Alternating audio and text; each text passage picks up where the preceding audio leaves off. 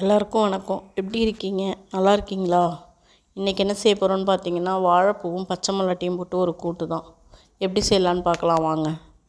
வாழைப்பூவை எடுத்து தோலை உரிச்சிட்டு காம்பெல்லாம் ஆஞ்சு எடுத்து வச்சுக்கணும். இது மாதிரி நம்ம நைட்டே செஞ்சு வச்சிட்டோன்னா காலைல ஸ்கூலுக்கு போகிறப்ப கூட டக்குன்னு செஞ்சு கொடுத்துடலாம். எந்த கூட்டு வச்சாலும் அதுக்கு பாசிப்பருப்பு போட்டால் தான் நல்லாயிருக்கும். அதனால் நமக்கு தேவையான அளவு பாசிப்பருப்பு போட்டுக்கணும். வாஷ் பண்ணிவிட்டு தண்ணி ஊற்றிக்கலாம். இதுக்கு மல்லாட்டை பச்சை மல்லாட்டையாக கிடச்சா ஃப்ரெஷ்ஷாக கிடைக்கிறப்ப வாங்கி செய்யலாம். இல்லாட்டி நம்ம கடையில் விற்கிற மல்லாட்டையை வாங்கினோன்னா ஒரு 2 மணி நேரம் தண்ணியில் கழுவிட்டு ஊற வச்சுக்கணும். அப்போ தான் நல்லா வேகும் அது. அதனால் அதுக்கு தேவையான அளவு கொஞ்சமாக மஞ்சத்தூள், நம்ம சாம்பார் மிளகாத்தூள் வச்சுருக்கோம்ல அதே போட்டுக்கலாம். குழம்பு மிளகாத்தூள், ஒரு தக்காளி, ஒரு வெங்காயம் எல்லாத்தையும் குட்டி குட்டியாக கட் பண்ணிக்கணும். பச்சை மிளகா போடுறீங்கன்னா இதில் ஒரு 2 பச்சை மிளகா அரிஞ்சு போட்டுக்கலாம். எல்லாத்தையும் அதிலே போட்டுட்டு நம்ம க்ளீன் பண்ணி வச்சுருக்கிற வாழைப்பூவையும் நல்லா நைஸாக அரிஞ்சிக்கணும். இந்த மாதிரி பொடியாக அரிஞ்சால் தான் நல்லாயிருக்கும் அது சாப்பிடக்குள்ளார.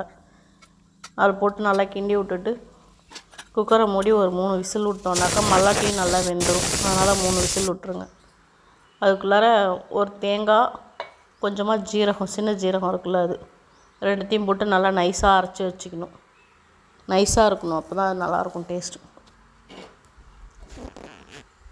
குக்கர் விசில் விட்டோடனே எடுத்து ஓப்பன் பண்ணி பார்க்கணும். மல்லாட்டெல்லாம் நல்லா வெந்துடும். அந்த மாதிரி கிண்டி விட்டு அடுப்பு பற்ற வச்சு அடுப்பில் வச்சு தேவையான அளவு உப்பு போட்டுக்கணும். இதுக்கு நல்லா கிண்டி விட்டுட்டு நம்ம அரைச்சி வச்சுருக்க தேங்காய் விழுது இருக்குல்ல அதையும் இதில் போட்டுக்கலாம். திக்காக வேணும்னா இந்த தேங்காய் விழுதோடு போட்டுடலாம். இல்லை கொஞ்சம் தண்ணியாக சாதத்தில் போட்டு சாப்பிட வேணும்னாக்கா அதில் கொஞ்சம் தண்ணி ஊற்றி போட்டுக்கலாம். நல்லா ஒரு கொதி வந்தோடனே தாளிப்பு கரண்டி வச்சு எண்ணெய் ஊற்றி தாளிப்பு வடகம் போட்டு தாளிச்சிக்கலாம். தாளிப்பு வடகம் இல்லாட்டி கடுகு, உளுத்தம் பருப்பு, ஜீரகம் மட்டும் கூட போட்டு தாளிச்சிக்கலாம். வடகம் போட்டு தாளித்தா டேஸ்ட் நல்லாயிருக்கும்.